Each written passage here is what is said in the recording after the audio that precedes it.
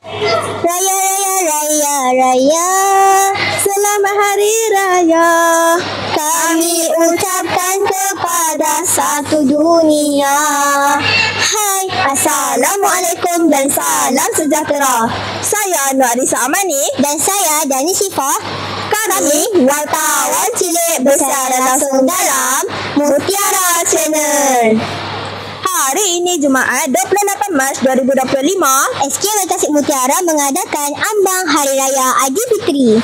Jom kita saksikan perjalanan pada hari ini. Jom!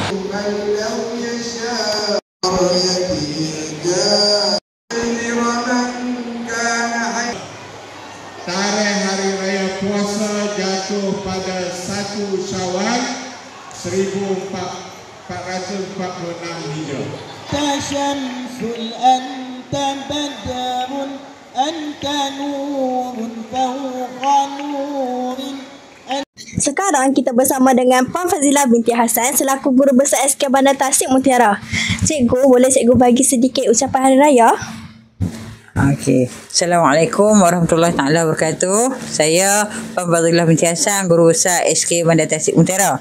Di kesempatan ini saya ingin mengucapkan selamat Hari Raya Aidilfitri, maaf zahir dan batin kepada semua murid, kepada para guru, ibu bapa serta masyarakat setempat dengan serangkap pantun. Ramadan berlalu, Syawal menjelang, tangan dihulur mohon kemaafan. Semoga raya penuh gemilang, disambut dengan penuh kesyukuran.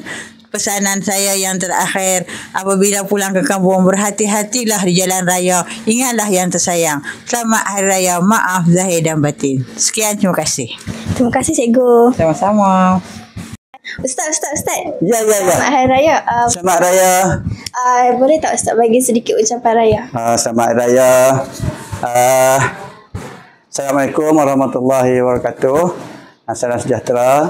Ustaz ingin ucapkan selamat Hari Raya, maaf zahir batin kepada semua anak-anak murid yang Ustaz sayangi sekalian.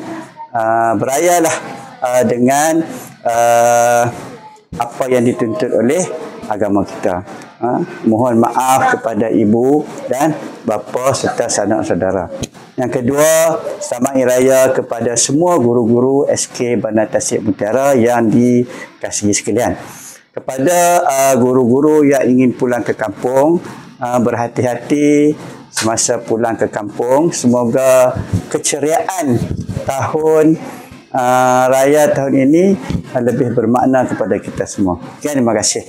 Selamat Hari Raya, maaf zahir dan batin. Terima kasih Ustaz. Sama-sama.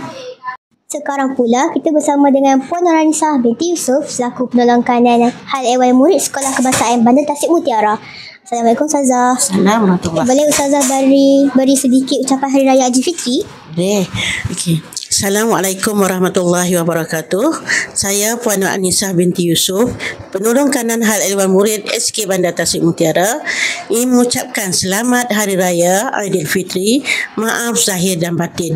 Semoga Aidilfitri kali ini disambut dengan penuh kemuliaan dan keberkahan. Okay, terima kasih cikgu. Sama. Sekarang kita bersama dengan Puan Asmidah binti Musa selaku penolong kanan Kurikulum Sekolah Kebangsaan Bandar Tasik Mutiara. Assalamualaikum cikgu. Cikgu, boleh beri sedikit ucapan Hari Raya Aidilfitri? Okey, terima kasih.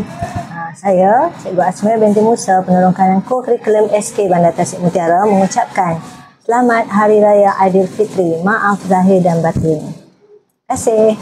Okay, terima kasih cikgu. Sama-sama.